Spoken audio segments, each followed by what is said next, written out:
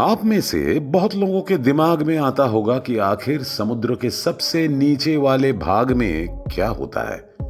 अगर धरती पर समुद्र के सबसे गहराई वाले भाग में जाया जाए, जिसे मरियाना स्ट्रेच कहा जाता है, तो वहां पर क्या होगा?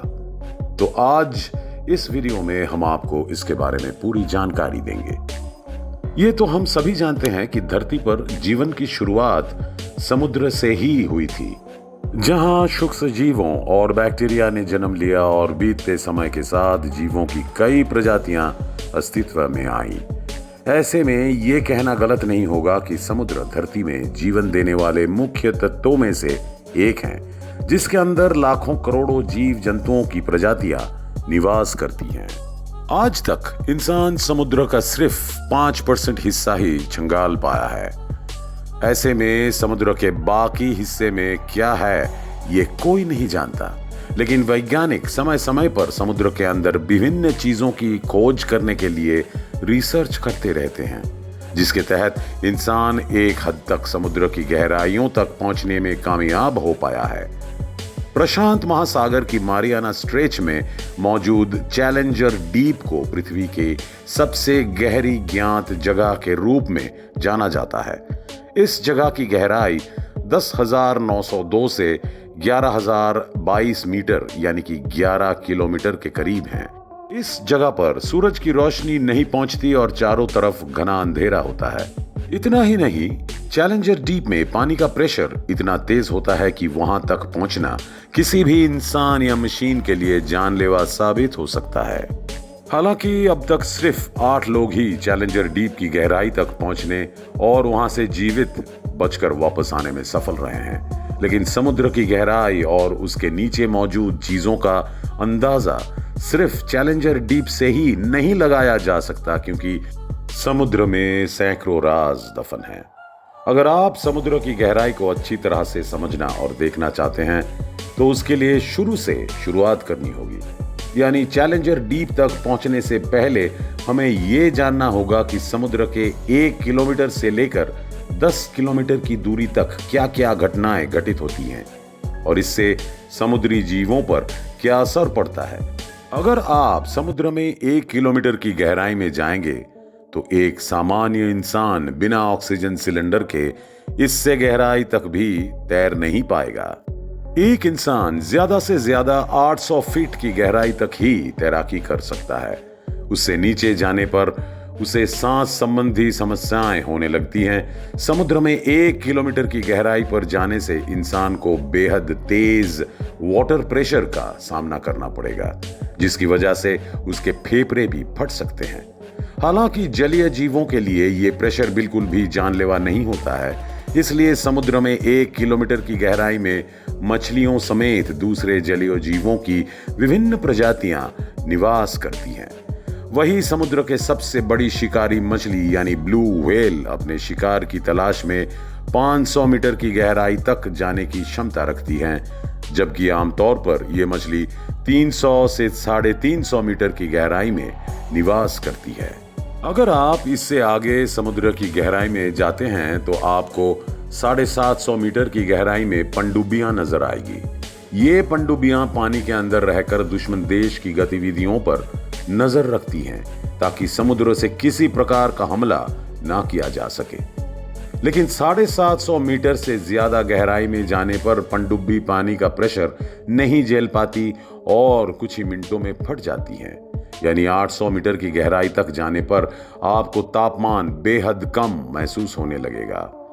ये वो जगह होगी जहां सूरज की रोशनी ना के बराबर पहुंचती है। इसी वजह से समुद्र की इस गहराई में बेहद ठंडा तापमान होगा, लेकिन कुछ जलीय जीव उस तापमान में भी खुद को जीवित रखने की कला सीख चुके हैं। इतना ही नहीं, समुद्र में 800 मीटर की गहराई पर आपको ज्वालामुखी देखने को भी मिल सकते हैं, जिनमें विस्फोट भी होता है और ज्वालामुखी से निकलने वाली गर्मी जलीय जीवों को जिंदा रहने में मदद करती है। इस तरह समुद्री गहराइयों में 11,022 मीटर तक पहुंचने के बाद आपको घनघोर अंधेरा दिखाई देगा और यही वो जगह होगी जिसे हम सभी चैलेंजर डीप के नाम से जानते हैं। ये गहराई इतनी ज्यादा है कि अगर दुनिया की सबसे बड़ी पहाड़ी यानी माउंट एवरेस्ट को चैलेंजर डीप में उल्टा डाल दिया जाए तो उसकी चोटी भी चैलेंजर डीप की गहराई को छू नहीं पाएगी और 3 किलोमीटर की दूरी पर रुक जाएगी। हालांकि वैज्ञानिकों द्वारा निर्मित कुछ एडवांस मशीनें चैलेंजर्स डीप की गहराई तक पहुंचने में सफल हो पाई है ताकि वहां के माहौल का पता लगाया जा सके। लेकिन चैलेंजर डीप के बाद समुद्र के नीचे क्या है, ये सवाल अभी भी जस का तस बना हुआ है। क्या है समुद्र के नीचे? अगर आपको लगता है कि समुद्र के नीचे विभिन्न प्रकार के जीव जंतु निवास करते हैं या फिर वहां सोना चांदी मौजूद होगा तो आप बिल्कुल गलत है। समुद्र के नीचे क्या है ये जानने से पहले पृथ्वी की संरचना को समझना बेहद जरूरी है, क्योंकि पृथ्वी की संरचना ही ये तय करेगी कि समुद्र के निचले हिस्से में क्या कुछ मौजूद है। पृथ्वी की सबसे ऊपरी लेयर को क्रस्ट कहा जाता है, जहां आप, हम, नदियां, पहाड़, समुद्र और अनेकों जीव जंतु निवास करते हैं। क्रस्ट की ये लेयर 5 से 10 किलोमीटर की मोटाई वाली है। इसके बाद मेटल की लेयर शुरू हो जाती है। क्रस्ट की लेयर में 1 किलोमीटर की गहराई तक ड्रिल करके तेल और प्राकृतिक संसाधन निकाले जा सकते हैं। हालांकि लगातार होती खुदाई की वजह से आधुनिक समय में प्राकृतिक संसाधन 3 किलोमीटर के बजाय 2 किलोमीटर की गहराई में कम होते हैं।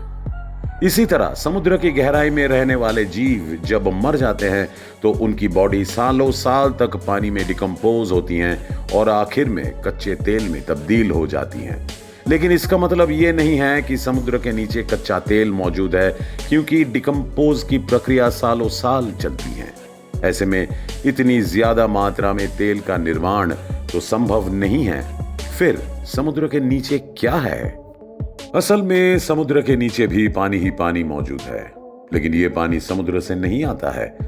पृथ्वी की संरचना और यहां जीवन की शुरुआत होने से पहले वातावरण तैयार हुआ और मौसमी चक्र की शुरुआत हुई, जिसके परिणाम स्वरूप धरती पर सालों साल तक बरसात होती रही। आसमान से बरसती इस पानी को पृथ्वी के जमीनी हिस्से ने काफी गहराई तक सोख लिया। वहीं बरसात का कुछ पानी नदियों और झरनों में मिलकर सीधा समुद्र में चला जाता था। जमीन द्वारा सोखी गई पानी को पहले कुएं, हैंडपंप की मदद से इंसान द्वारा निकाला गया, जबकि अब बोरवेल की मदद से जमीनी पानी को बाहर निकालकर इस्तेमाल किया जा रहा है। हालांकि पृथ्वी पर इंसान का इतिहास ज्यादा पुराना नहीं है, जबकि धरती पर करोड़ों साल तक बरसात होती रही।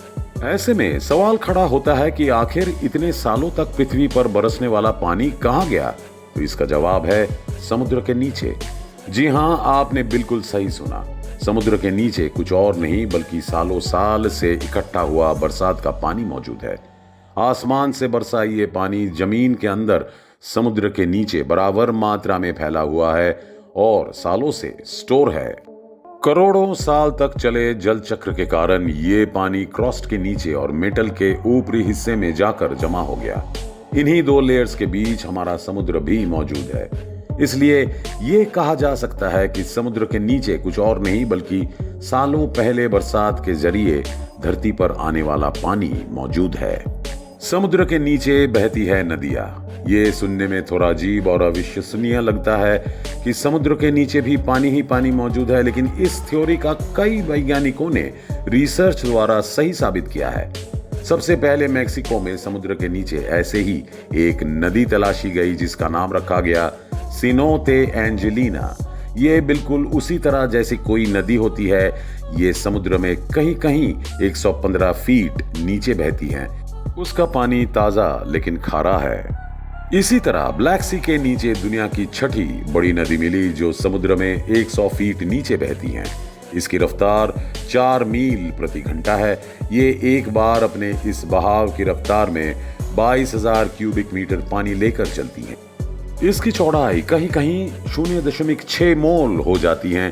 केवल यही नहीं, दुनिया भर में ऐसे कई धाराएं हैं जो समुद्र के नीचे तलहटी पर नदी के रूप में बहती रहती हैं। हालांकि समुद्र के नीचे कहीं कहीं झीलों और प्रपात मिलने की बात कही गई है। तो दोस्तों आज का वीडियो बस इतना ही। आपको अगर हमारा वीडियो अच्छी लगी तो इसे लाइक और शेयर कीजिएगा और जाते जाते हमारे चैनल को सब्सक्राइब कर दीजिएगा। धन्यवाद।